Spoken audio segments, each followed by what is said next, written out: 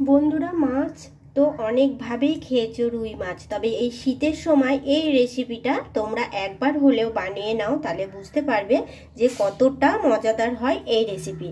এই ধনিয়া রুই একবার হলেও বানাও, ধনেপাতা বাটা দিয়ে রুই মাছের কালিয়া একবার হলেও তোমরা রেসিপিটা বাড়িতে বানিয়ে দেখো। এই শীতের সময় একদম অসাধারণ লাগে খেতে। আমি বানিয়েছি বলে বলছি না, যখন তোমরা বাড়িতে বানাবে তখনই বুঝতে পারবে।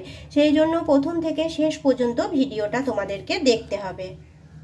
প্রথম থেকে শেষ পর্যন্ত ভিডিওটা দেখো, আর এরকম করে খুব মজাদার একটা রুই মাছের রেসিপি তোমরা বানিয়ে নাও। একইভাবে রুই মাছ খেতে ভালো লাগছে না, তবে এই শীতের সময়তে তোমরা একবার হলেও এই রেসিপিটা যদি বানাও, তখন কিন্তু বারবার এই রেসিপিটাই তোমাদের খেতে ইচ্ছে করবে, আর অন্য কোনো রেসিপি তখন আর ভালো লাগবে না। তো খুব সহজেই মজাদার একটা ধনেপাতা বাটা দিয়ে রুই মাছের কালিয়া রেসিপি তোমরা বানিয়ে নিতে পারো। তো প্রথম থেকে শেষ পর্যন্ত ভিডিওটা দেখো, এরকম করে দুর্দান্ত স্বাদে রুই মাছের কালিয়া ধনেপাতা বাটা দিয়ে একবার হলেও বাড়িতে বানিয়ে নিও।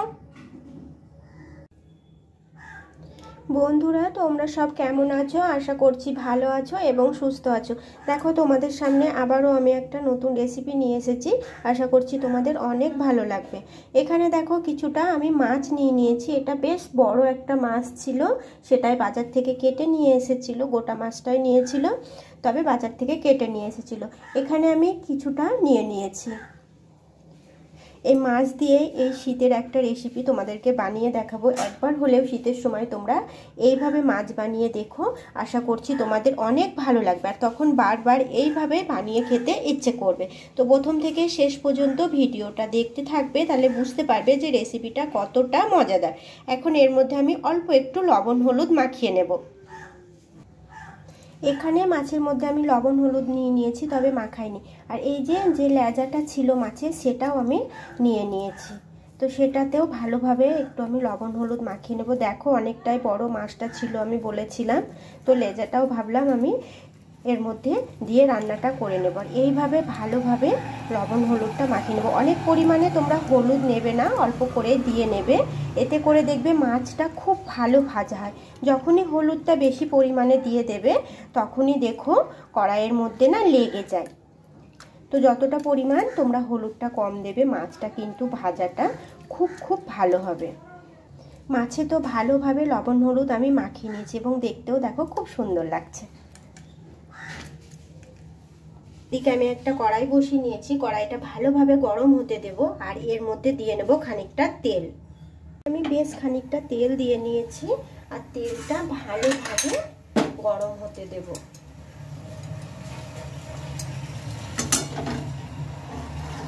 তেলটা একটু কড়াইয়ের গায়ে একটু ভালোভাবে এইভাবে নিয়ে নিলাম, ছড়িয়ে নিলাম। তো তেলটাও কিন্তু বেশ ভালোভাবে গরম হয়ে এসেছে। এবার মাছগুলো ভেজে নেব। মাছগুলো দিয়ে নিচ্ছি। একসঙ্গে মাছগুলো দিয়ে নিয়েছি, আর লেজাটা আমি আলাদাভাবে ভেজে নেব। মাছগুলো উল্টে পাল্টে আমি লাল লাল করে ভেজে নিয়েছি। এখন হচ্ছে তুলে নেব। খুব সুন্দরভাবে কালারও চলে এসেছে, আর উল্টে পাল্টে ভেজে নিয়েছি। মাছগুলো যখন ভাজবে, গ্যাসের আঁচটা একদম কমিয়ে নেবে, আর কাঠে করলে জ্বালানিটাও একদম অল্পই দেবে। এখন লেজাটা আছে, সেটাই হচ্ছে ভেজে নেব। মাছের লেজাটাও আমি ভালোভাবে ভেজে নিয়েছি, আর এখন এটাও তুলে নেব।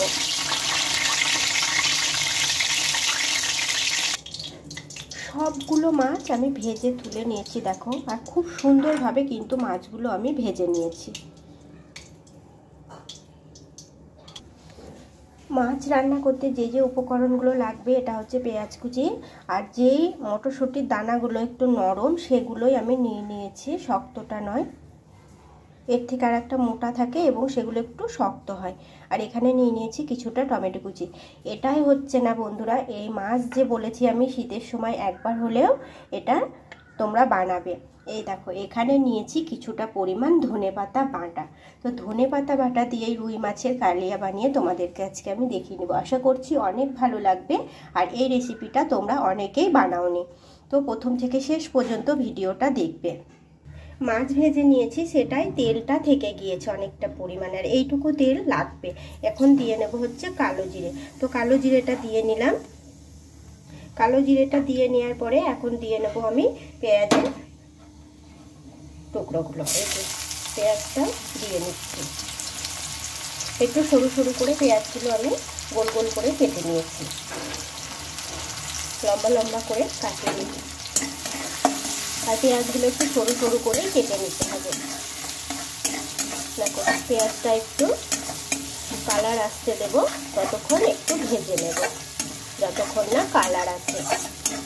হালকা কালার আসবে। পেঁয়াজগুলো একটু কালার এসেছে, এখন দিয়ে নেব হচ্ছে মটরশুঁটিগুলো। তো মটরশুঁটিগুলো দিয়ে নিলাম, আর সেই সাথে দিয়ে নেব টমেটো কুচি। তো টমেটো কুচিটা দিয়ে নিয়েছি। নেব দুটো কাঁচা লঙ্কা, এগুলোকে ভালোভাবে নেড়ে চেড়ে আমি নেব। পেঁয়াজটা তো খুব সুন্দর কালার চলে এসেছে, আর টমেটোটাও এক্ষুনি ভাজা হয়ে যাবে, লবণ দিলেই হয়ে যাবে। তো তার আগে দিয়ে নেব হচ্ছে আমি বাটা মশলা। এখানে হচ্ছে রসুন আর হচ্ছে জিরে আর আদা, এইটুকুই আমি বেটে নিয়েছি। তো মশলাটা দিয়ে নিলাম, আর মশলাটা দিয়ে ভালোভাবে কষিয়ে নিতে হবে।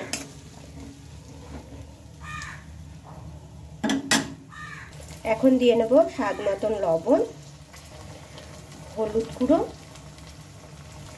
অল্প একটু ধনের গুঁড়ো দিয়ে নিচ্ছি। আমি যেহেতু ধনেটা বেটেই দিই, আমার কাছে আজকে গোটা ধনে ছিল না দেখে আমি একটু ধনের গুঁড়ো দিয়ে নিলাম। আর নেব লঙ্কা গুঁড়ো, অল্প করে লঙ্কা গুঁড়োটা দিয়ে নেব। দেখো একদম অল্প দিয়ে নিয়েছি। এখন দিয়ে নেব অল্প করে জল। অল্প করে জল দিয়ে নিলাম, আর মশলাটা এখন আমি ভালোভাবে কষিয়ে নেব।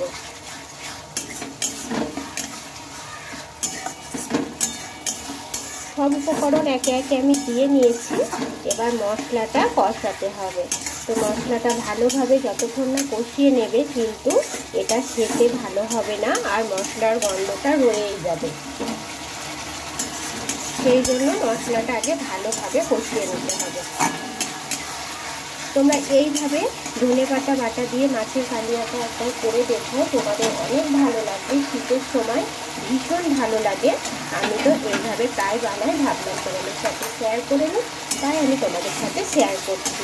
আশা করছি তোমরা একবার হলেও বাড়িতে বানাবে। আর কেমন হয়েছে ভিডিওটা বা রেসিপিটা, সেটা তোমরা আমাকে কমেন্টে জানাবে। সেই জন্য প্রথম থেকে শেষ পর্যন্ত তোমাদেরকে দেখতে হবে। তো মশলাটা এখন আমি কিছুক্ষণ কষিয়ে নেব। মশলাটা ভালোভাবে কষিয়ে নিয়েছি। এখন হচ্ছে বেটে রাখা ধনেপাতাটা আমি দিয়ে নেব। বেটে রাখা ধনেপাতাটা দিয়ে নিলাম, আর বেটে রাখা ধনেপাতাটা দিয়ে আবারও আমি কিছুক্ষণ এটা কষিয়ে নেব।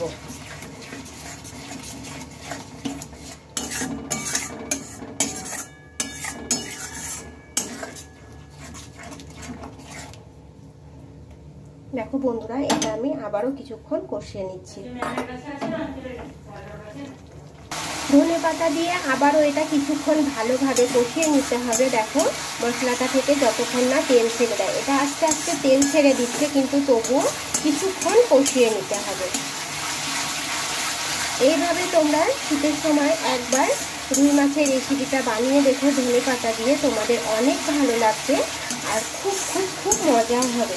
একঘেয়েমি মাছ খেতে ভালো লাগে না, এইভাবে একবার বানিয়ে দেখো শীতের সময়, তোমাদের খুব খুব ভালো লাগবে। তো চলো, এটা আমার কষানো হয়ে গিয়েছে, মশলা থেকে তেলও ছেড়ে দিয়েছে। এখন দিয়ে নেব অল্প খানিকটা জল। এটা ভালোভাবে তো কষানো হয়েছে, এবার দেখো দিয়ে নিচ্ছি আমি অল্প খানিকটা জল। বেশি জল দিতে হবে না, অল্প করে দিয়ে নিলেই হবে। এবার এটা ভালোভাবে নেড়ে চেড়ে নেব। আর মাছগুলো এখন আমি দিয়ে নেব।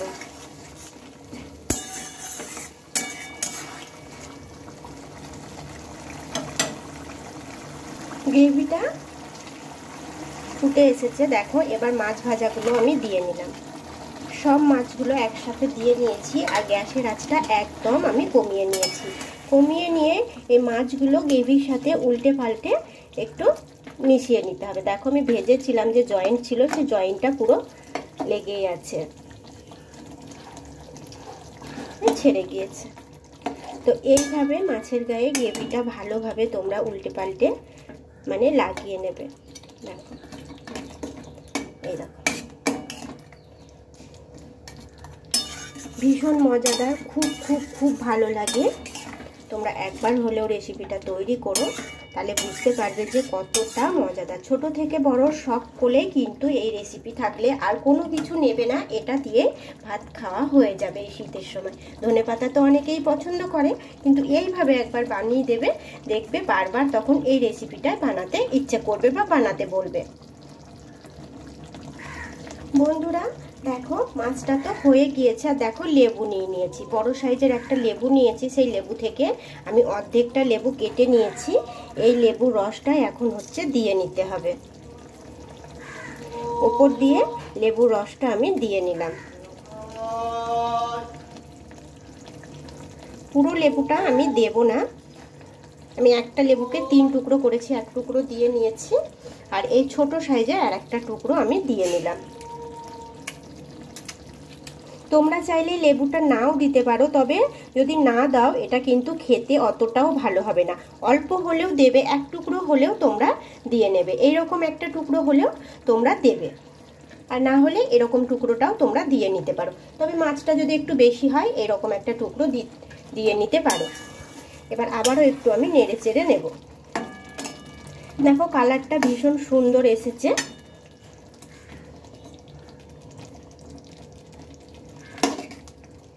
তো মাছগুলো একে একে আমি উল্টে নিলাম, এতে করে 2 সাইড দিয়ে লেবুর রসটা চলে যাবে।